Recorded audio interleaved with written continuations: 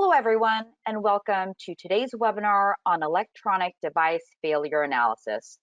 Our presenters for today are Winfield Scott, Technology Director, and Vidhu Veerasinghe, Senior Engineer, Failure Analysis. My name is Rena Samsu, Marketing at EAG Laboratories, a Eurofins company. Before we get started, I'd like to go over a few housekeeping items for today's event. All attendees have been muted. However, we'd still love to hear from you during today's presentation.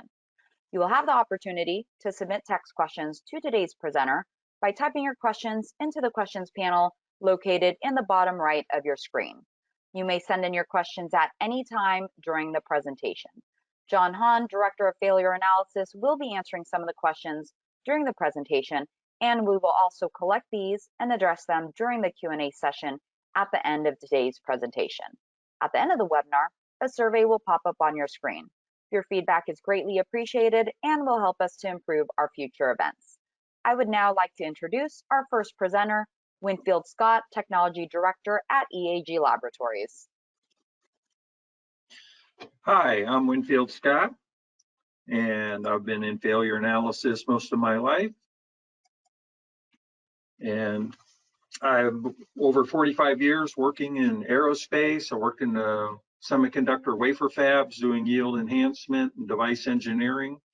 For the last 17 years, I've been with EAG, helping clients solve problems over many different industries. Vidhu, would you like to introduce yourself? Sure. Hi, this is Vidhu, everyone. I have over a decade of hands-on failure analysis experience. I've led and performed complex root cause analysis for a broad spectrum of customers from different industries, including automotive, medical, aerospace, and military. So Winfield will go ahead and open up the presentation. Okay. Our agenda today will start with a brief introduction to EAG, followed by a discussion of the failure analysis flow. Vidhu will then discuss some failure analysis tools and techniques, followed by a few failure analysis case studies.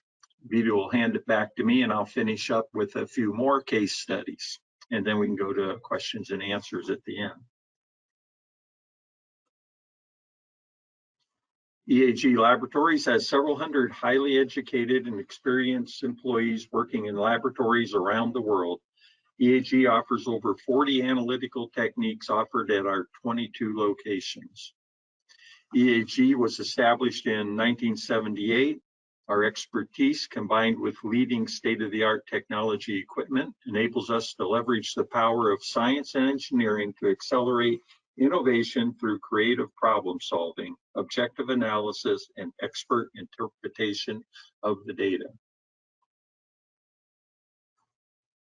We provide an integrated model that supports semiconductor electronic companies in the total product life cycle from conception to volume production. EAG Engineering Science provides services including ATE test, reliability, ESD sensitivity testing, FIB circuit editing, and failure analysis. We have registrations and accredited quality military and automotive systems.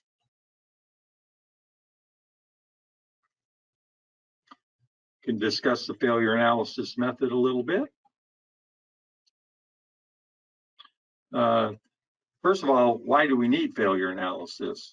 Well, device complexity has been escalating. Systems are becoming increasingly difficult to troubleshoot.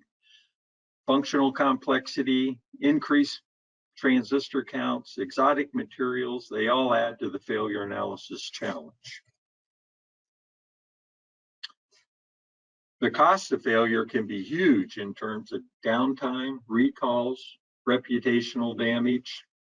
Think of social media. Something goes wrong, there's always somebody ready to let everybody know about it. Comprehensive root cause analysis and resolution can be accomplished using a combination of analysis methods, tools, and expertise. Some of the industries that we've worked in addition to the semiconductors, there's automotive, aerospace, medical devices, energy, consumer products, pretty much just any industry that uses electronics. Some examples of failure analysis projects have been, in addition to just integrated circuits and electronic components, but also system level analysis, smart meters, power adapters, safety latch mechanisms, LED assemblies and drivers, AC to DC, DC to DC converters, medical implants, cochlear implants, touch panel displays, fingerprint sensors, lots of different products, a lot of different experiences there. And as I mentioned before, can help solve problems everywhere from design and debug through qualification of new products, production ramps, looking at yield problems, final test problems, and then application of products out into the field failures and system integration type failures. Some of the keys to getting a good failure analysis result: it's more than just having the tools available. You need the right methodology, the right failure analysis flow, and the expertise to know what kind of failure mechanisms could be happening and what those mechanisms look like. So one of the very first things we always want to do with failure analysis, make sure we understand the problem. What is it, the sample that's failing, but also what is the failure mode? What's wrong with the sample?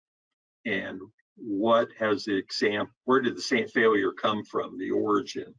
Is, you know, it makes a difference if this is a production type of failure where it's maybe a manufacturing defect as opposed to a field failure where you may have been exposed to electrical overstress or environmental conditions that could lead to failure. Once we have an understanding of the failure, we can outline the anticipated electrical steps and flow and analysis to be performed, leading to getting to the failure site and identifying the failure mechanism, and from there go to conclusions and root causes. A basic failure analysis flow is to start with, again, understanding the problem, but then performing non-destructive steps so you can gather as much information as possible about the failure before doing anything destructive like cutting it open where you may change the failure or lose some of the evidence. And one of those key first steps is, can you verify the failure? There's a reported failure of the client, the person with the problem, and you want to be sure you're seeing the same problem they're seeing. You don't want to be analyzing the wrong defect, so to speak. You want to be sure you're answering the original question about why does it fail in that particular failure mode. The analysis then tends to go into some level of deconstruction that's usually, you consider this non-destructive, just so you can expose the inner parts, the die of the circuit, so that you can localize the failure. You want to be able to go from the entire device is failing to the failure's located over here in this area that's only maybe 10 or 20 microns large. Once you've worked your way to that level, then you can go into the true physical failure analysis, where you're trying to get that picture of the defect so you can identify the mechanism. And at this point then, I will hand this over to Vidhu to proceed on with some discussion about tools and techniques. Hi, everyone.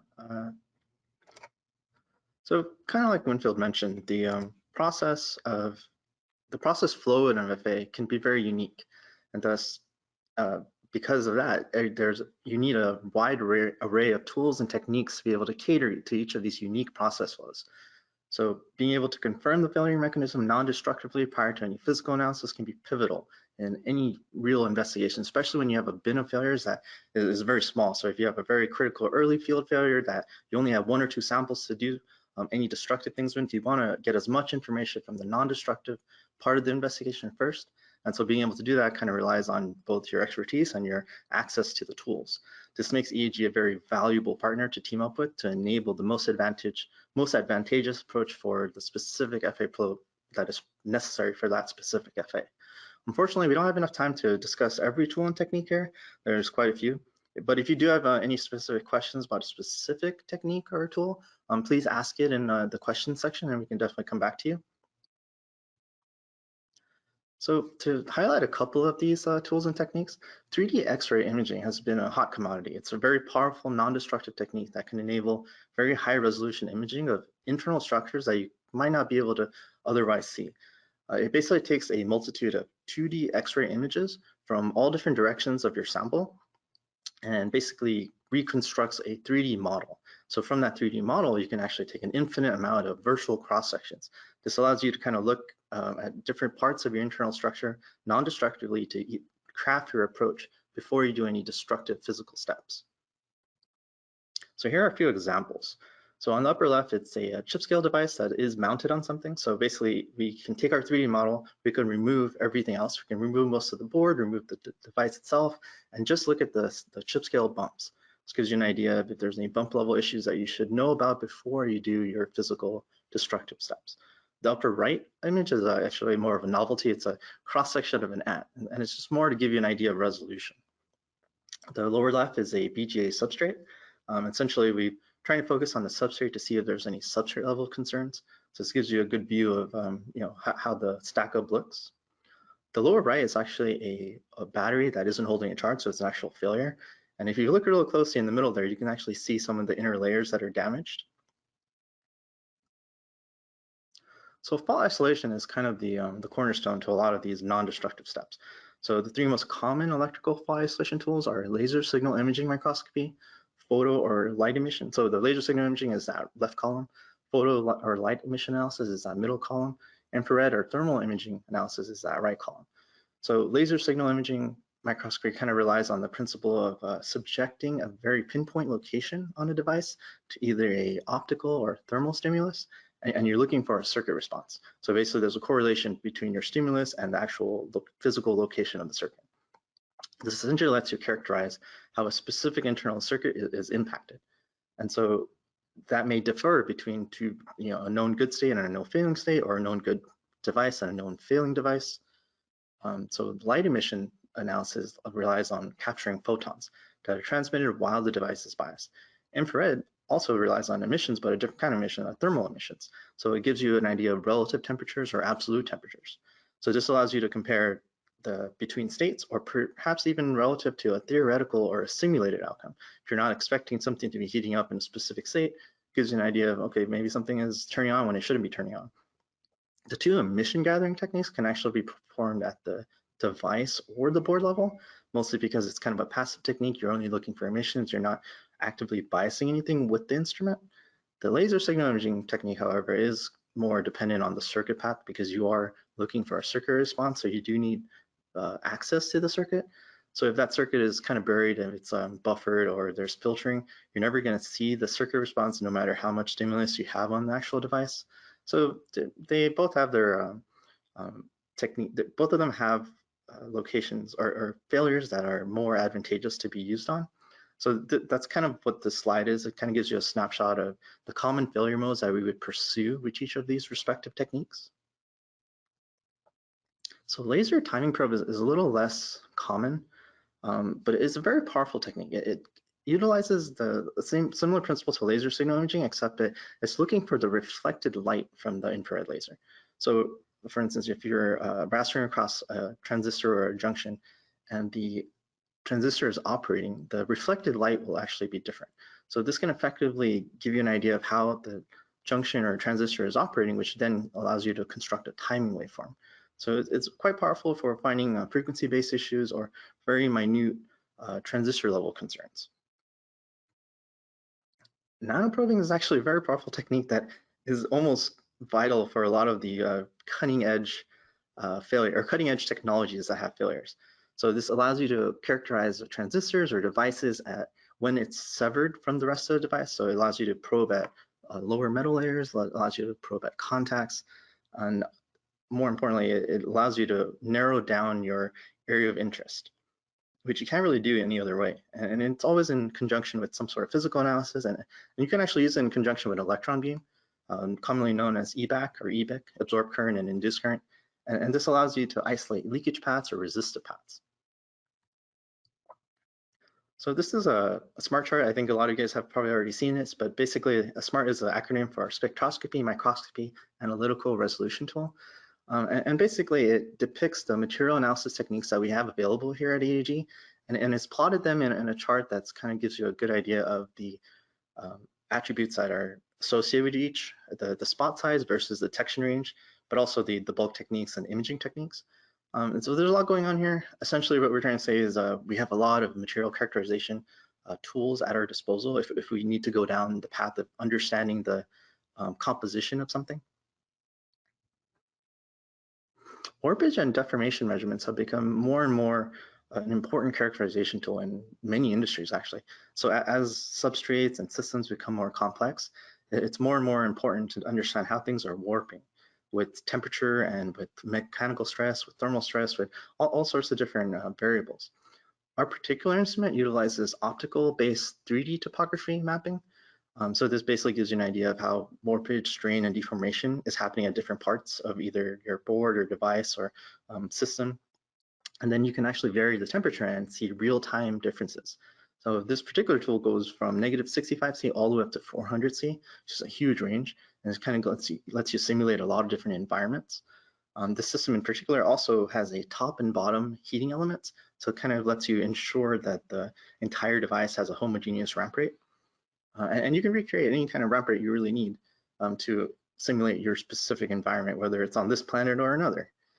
This is a good tool to assess how the sample will behave during a reflow process, or even a multi-step reflow process. Or it can actually characterize an entire board simultaneously. So if there's areas of the board that are more stiff than other areas, you can actually see how that changes in real time over temperature. So this tool can actually do entire boards simultaneously, which the competitor tools can actually do. So it's much faster and it's much more detailed. So yeah, unfortunately, we can't talk about all the tools because we'd be here all day, but I wanted to highlight a couple of the tools. And so now maybe we want to talk about some of the case studies that kind of show how the expertise, the methodology, and the tools kind of meet. And these case studies are based on real investigations, but we can't share anything proprietary. So that's kind of an overview of how it would go. So in this particular case study, we have an automotive customer that is experiencing a failure with their rear view camera system. The failure is essentially consisting of the display going dark.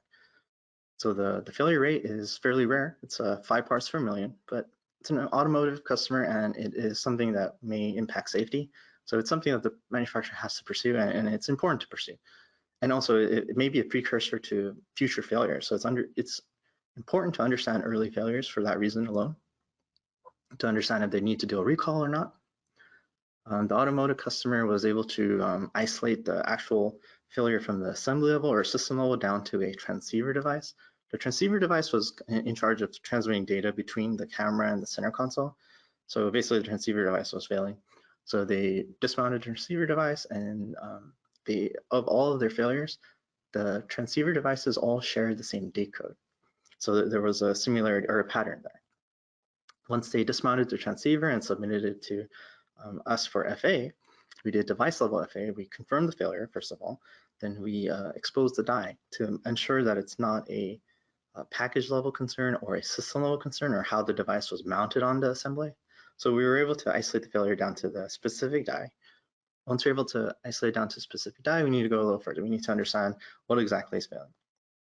So we started probing around at the top metal layers. We were able to isolate it down to a specific, so it was basically the output. The output was a very low signal. It looked like it was toggling, but it looks like there's high impedance on the path somewhere. So after we've isolated down at the die level, we started opening windows with fib circuit edit. This allowed us to access buried nodes. In conjunction with fib circuit edit, we were able to narrow it down to 2 specific metal layers, but the 2 specific metal layers were very low. They were M1 and M2. So then we deprocessed this unit and we removed all the upper metal layers, and we nanoprobed at M2, and we were able to isolate it down to a specific resistive or specific via between M2 and M1. So now basically we know exactly where it should be, exactly where to look, and this allowed us to proceed with the fib cross-section. So we did a fib cross-section at the via. This revealed a partially developed via. We see an interfacial film. So we use energy dispersive X-ray spectroscopy, or more commonly known as EDX or EDS. This lets us characterize the elemental composition of the materials, and so we identified the film as an oxide. So basically this led us to believe that the oxide wasn't completely cleaned off during a clean step, and then that, because there was a film there, there's a partial step coverage of the actual via during the actual fab process of the next step, and then that's what resulted in this high impedance via or intermittent via. So we relayed this information back to the wafer fab.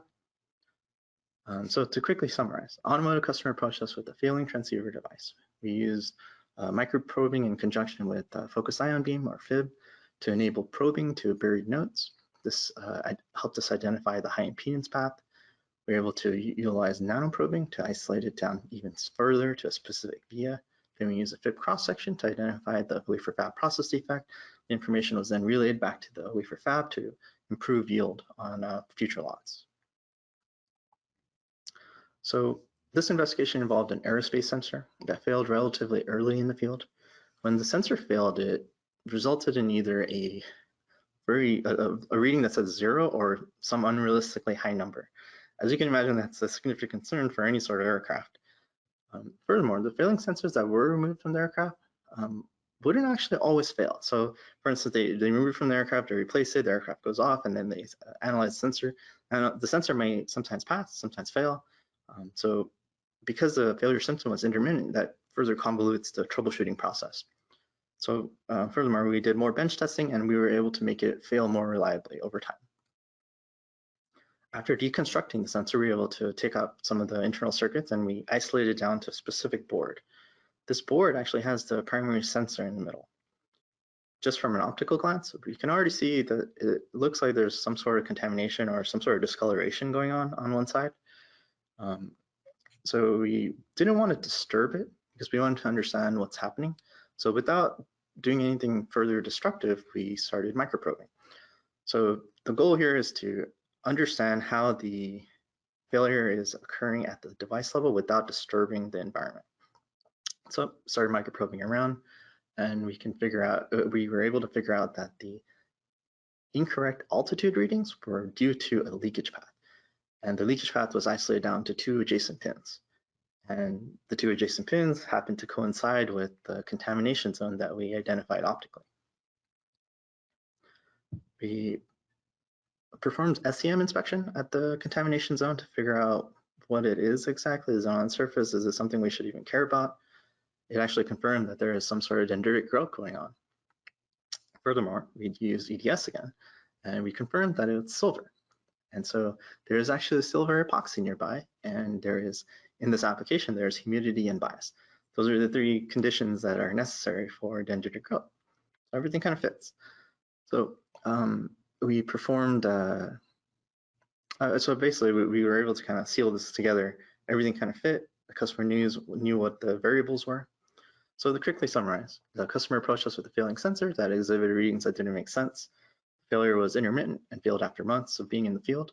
So it was kind of a strange thing. It passed the time 0, failed, and then it was very intermittent. The failure was isolated to the silver dendrites that then resulted in a leakage path between pins. The corrective action was to first remove the silver epoxy and change it to something that's less reactive. And then the second corrective action was to introduce a conformal coating to kind of protect the circuit. Our next case study is a medical customer. So this was a catheter failure. There was a 10% failure rate on catheters during a reliability test. So these parts haven't gone into field, this is early R&D, and they're already seeing 10% failure from so this reliability test was a physical usage test. And so it was supposed to simulate long periods of physical usage. And so the failure itself was an electrical open in the internal wiring of the catheter. Customer wanted to understand why this is happening so they can make the product more robust before they ramp up production. So as you can imagine, these catheters are kind of fairly long, there's long wiring internally, and you might not be able to see where the discontinuity is happening optically or even in X-ray. So a great tool to use here is time domain reflectometry. So essentially, TDR sends a pulse down a path, and variations in inductance and capacitance can result in reflections. And so if we can use the reflection time, we can actually estimate how far down the path the reflection happened. So in this case, we're able to compare it to either a good pin or a good another good catheter. So we can identify the time it takes to go from the tip to the pin. And in this case, we're sending the pulses down the pin. So on the left there is where the connector is. So in this case, it's pin 7. And then on the right there is where it enters the catheter tip. So in this case, the good part is the orangish curve, where there's a capacitive dip as it enters the capacitor tip. And then the orange one, or the purple one, is the failing one, where it goes open right at the tip. So we know it's close to the tip. So we know the rest of the circuit is probably okay. Great, now we know where to look, and it's non-destructive, we haven't damaged anything. So we can take a closer look. So the image on the left is a X-ray image of the entire assembled catheter. So there's a lot going on, there's multiple layers of overlapping things, and it's hard to make sense of what might be happening. But now that we know it's at the catheter tip, we started disassembling it slowly. And right away, we can actually see a slight hairline crack in the flex circuit between the catheter pathing and to the tip. So now we can kind of see a hairline crack. We want to actually confirm that that is a failure and that is a pin of interest. So go a little further, do an optical just to verify that there is actually a crack going on there and it's not an X-ray related concern or X-ray related anomaly. And so the flex crack was confirmed optically. It looks like it goes all the way through, but we need to make sure that there's no other factors. So we did a cross-section. Cross-section involves physically polishing into the trace from a side. It gives us a profile view. You can see that there's no other concerns to think about, like if there's anything else in the layer that may have impacted the full connection of that copper trace. And so if you can see the upper image, so it's a little smaller there, but basically the right side has a lot of support, whereas the left side doesn't, and it becomes a natural pivot point. So basically the crack was a fatigue-based crack, and we can kind of tell that by the edges of where it actually cracked. And it's basically continuous bending where there's a mismatch in the rigidity of the flex cable. So to quickly summarize, the customer approached us with a discontinuity failure that was observed during the reliability test, which really simulates physical usage over extended periods of time. So it's a great test. We were able to identify the physical location of the discontinuity with non-destructive means, so we know exactly where to look. Mechanical cross-section allowed us to deduct that the flex cracked due to rigidity mismatch, and then this information fed back to the customer, allowed the customer to redesign their product to relieve the mechanical stress by reinforcing the flex circuit a little bit better, and also to introduce a little bit more reinforcement to the entire assembly so that this kind of flexing doesn't happen anymore.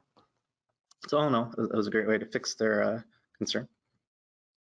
So at this point, I will hand it back over to Winfield to take over the rest of the case studies.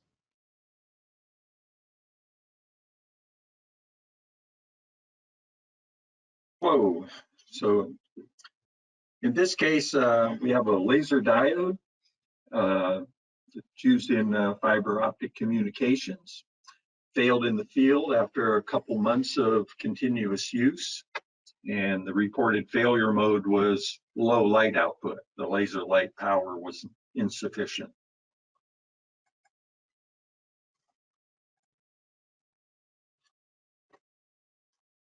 So laser diodes are pretty challenging to analyze. In this case, it was a ridge type laser. The laser light is actually emitted from the edge of the die. There's a little diagram there to kind of demonstrate the construction of a laser diode. That there's a ridge running down the center of the die. That's this ridge right here. And then there's a metal coating over the whole top of the laser, and that metal is used to make electrical contact to the top of the ridge. And the consequence of that metal is that you can't use a lot of the localization techniques like emission microscopy from the top side because it's metal masked. None of the light will come out of the top.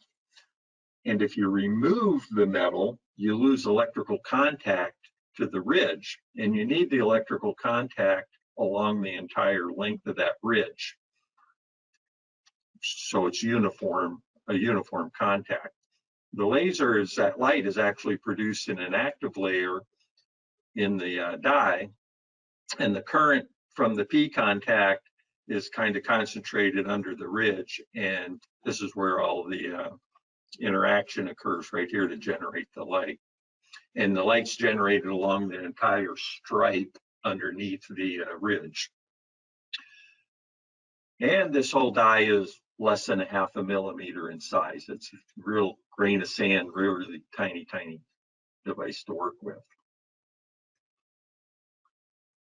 So the analysis technique that we used was to polish away the bottom of the die, get rid of most of the metal on the bottom where the end contact's made, and image from the bottom of the die looking up at the ridge, and then forward biasing it to get light emission along the stripe so we can look for defects.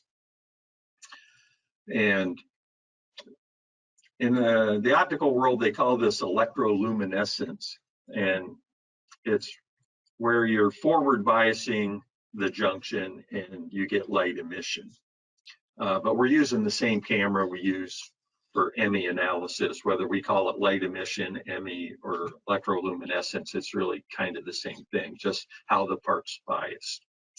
And by doing the forward bias on a good part, you would get a nice even illumination along the entire length of that stripe. But in this case, we see a dark defect right there where there's less light emission, and that's the area of interest. And so the next technique then to analyze that would be in a cross section, and we used transmission electron microscopy to cross section that particular dark area, because in a TEM you can actually see things like dislocations of the crystal, and you can actually see this active light area where the light is being generated. And so what happens, this part failed in the field after some use in time, but when we found the defect site, it looked more consistent with an ESD failure.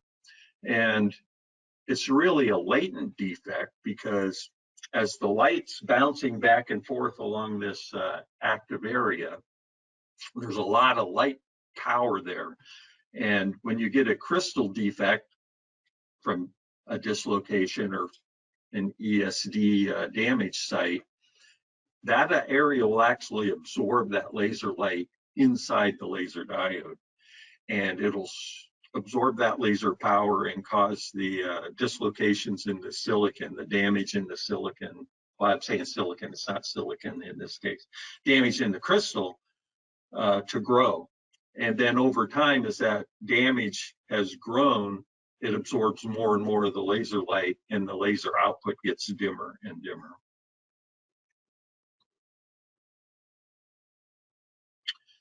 So the summary for this was a laser diode failure, failed due to low light output. We used emission microscopy to find a dark defect in TEM to do a cross section of that exact location. And due to the damage observed, we determined it was due to ESD. And that allowed the client to go back and look at their ESD training and handling protocols during assembly of the laser module and installation into their system. The next case study involves a high power device used in network communications. It was a new product, and it was failing during the reliability testing. The testing was life test, high temperature operating life, HTOL. They needed to pass 1,000 hours, and it was failing before the end of that 1,000 hours. During high temperature operating life, not only is the device biased up and operating with signal switching in and out, it's also in a chamber with an ambient temperature of 125 degrees C.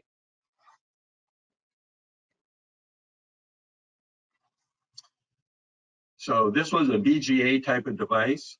And one of the non-destructive steps we performed was acoustic microscopy, commonly called CSAM. And we found an anomaly with the solder bumps. In a flip chip BGA package, there's the BGA printed circuit board substrate, but the silicon die is inverted and face down mounted to the substrate. And that's accomplished with small solder bumps going from the bond pads on the die to the solder pads on the substrate, forming these little solder bumps. Then the entire BGA package with its substrate with the larger solder balls gets eventually soldered to a printed circuit board. In this case, we use CSAM to check the package integrity, and we found a problem with the bumps. CSAM, over here on the left, uses an ultrasonic sound transducer to project sound waves through the BGA package. And you can either look at the sound waves that pass all the way through and through transmission mode, but in this case, we're using the pulse echo mode, where the transducer transmits the sound and we look at the reflections back. And in the image generated over here, a good solder bump, you can see where the bumps are, but they're generally dark. But we found a number of bumps that were white. And that's an indication that there's a void or delamination at the solder bump that's causing the sound waves to be reflected back in a different phase and a different amplitude. So now we have a problem that we need to go after that would explain the original failure, and we chose to cross-section through the bumps. So this is a mechanical cross-section where you use a grind and polish technique, and you finish up with your best polish right at the area of interest, which in this case was through the solder bump. The die, as I said, was flip chip. It's at the top. There's the pad for the bonding pad on the die, the solder bump, and then the BGA substrate at the bottom, and you can see the copper pads here. First thing we notice is, yes, there's an open circuit here. There's a big void at the where the solder ball was soldered to the integrated circuit die. But not only do we see the void, but we see that the solder itself has segregated the components inside of it. The tin and lead have migrated inside the ball. So what we're looking at is, we know that the part was operating at high temperature. This is also a high power device that has high current density, and that combination of high operating temperature and high current density resulted in the electromigration inside the solder bumps.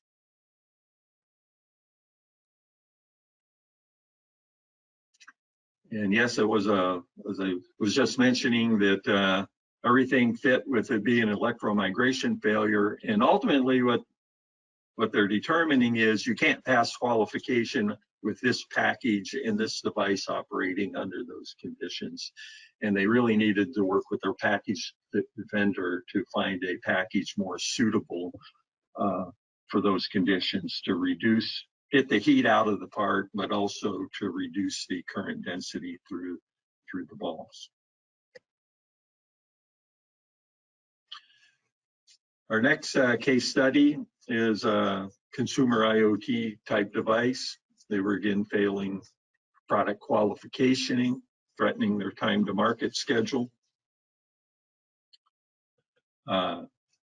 Analysis of the device determined, looking at the schematic and troubleshooting the circuit to get to the failure, it was isolated to an FET failing in the DC to DC converter circuit inside this part.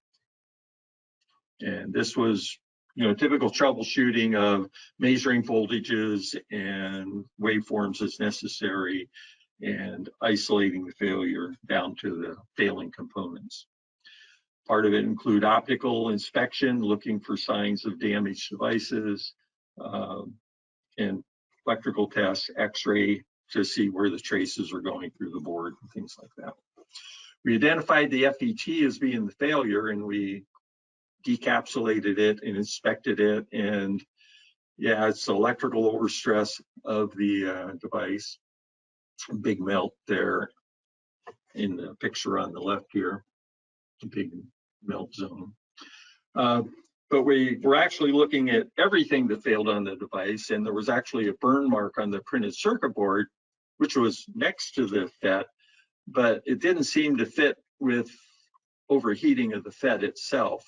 And when we cross-sectioned into the printed circuit board, we could see that it wasn't this failure site wasn't the FET. It was actually in between two metal layers of the printed circuit board next to the FET. Now the FET's running hot, which makes the printed circuit board hot, and then the printed circuit board apparently failed here. And it looks like a breakdown between the two layers of the printed circuit board. So we decided we better take a closer look at the printed circuit board. And we cut some pieces out of the printed circuit board and sent it to a thermal test with our materials department. And this test is called differential scanning calorimetry. And it's a case where you ramp the temperature up on the sample and you measure the heat flow in and out of the sample as the temperature goes up. On a good printed circuit board sample, you should see a slight shift here in this curve, and that's the glass transition temperature. And for this particular FR4 material, it should be around 125, 130 degrees. On the failing sample, not only was that first glass transition temperature at a lower temperature, 110 degrees, but as we got to higher temperatures, we saw other transitions occurring. And this is a typical characteristic that you might find of an undercured resin, that actually when you get it hot enough, it finishes its curing and causes another shift in this curve. So this device to be used in homes, we're failing product qualification, threatening time to market. Analysis of all the failures found on the board found that not only did the FET fail, but it was actually a result of the breakdown of the printed circuit board as being the original first point of failure on the system. So using multiple investigation techniques, especially differential scanning calorimetry, we were able to determine that the root cause of the failure was undercure of the printed circuit board, and the customer was able to identify that as just a bad printed circuit board lot that was not completely cured.